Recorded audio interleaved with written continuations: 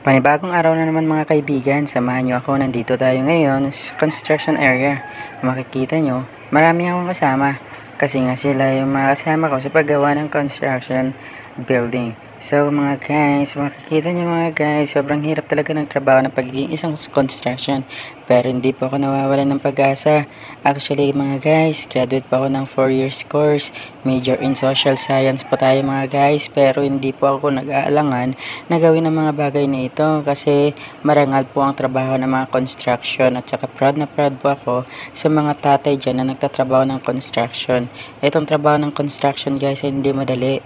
Pero ito ay marangal na trabaho. Kaya wag na wag po natin silang maliliitin.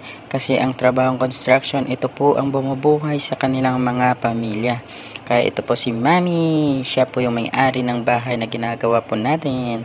So mga guys, samahan niyo ako guys. Papakita ko po sa inyo yung kuya ko na siya po yung nag-build talaga nito mga guys. Papakita ko sa inyo yung uncle at saka kuya ko. So, ayan po yung kuya ko guys. Napaka-talented po niyan. Ang dami pong alam niyan mga guys.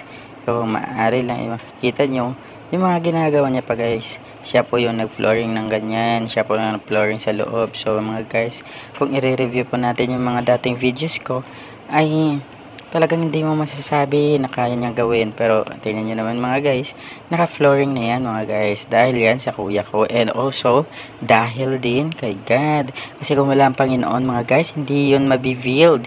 Hindi magagawa yung building na yan. And of course, ipapakita ko sa inyo, yung tita ko, yung auntie ko mga guys. Siya po yung nag-aasikaso sa amin.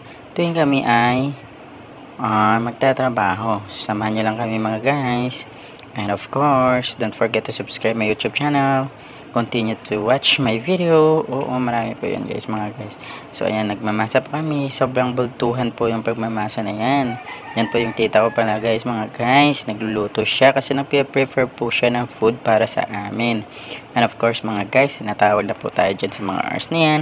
Kasi nga, kailangan natin mag-assist kanila at magkakot tayo ng buhangin o yung tinatawag na halo. And of course mga guys, ayan iniwan ko na yung cellphone ko para makapag video tayo while doing good. And also gumagawa po tayo ng trabaho. And also samahan nyo lang kami mga guys. At saka yan po si Junel, isang mabait na bata at kasama ko sa trabaho. Mga guys, don't forget to subscribe and don't forget to like and share my videos. Samahan nyo lang kami and bilis-bilisan na natin to kasi nauubos na yung boses ko. Samahan nyo lang kami mga guys. Dami-dami ko pang sasabihin sa video na to.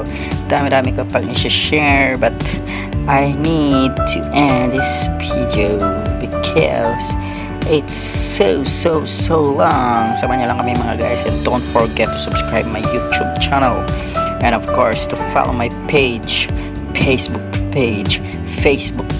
Samahan nyo lang kami mga guys at saka marami pa akong gagawin mga videos para lang matuwa at ma-inspire kayo. Let's go, samahan nyo lang kami in 1, 2, 3, go!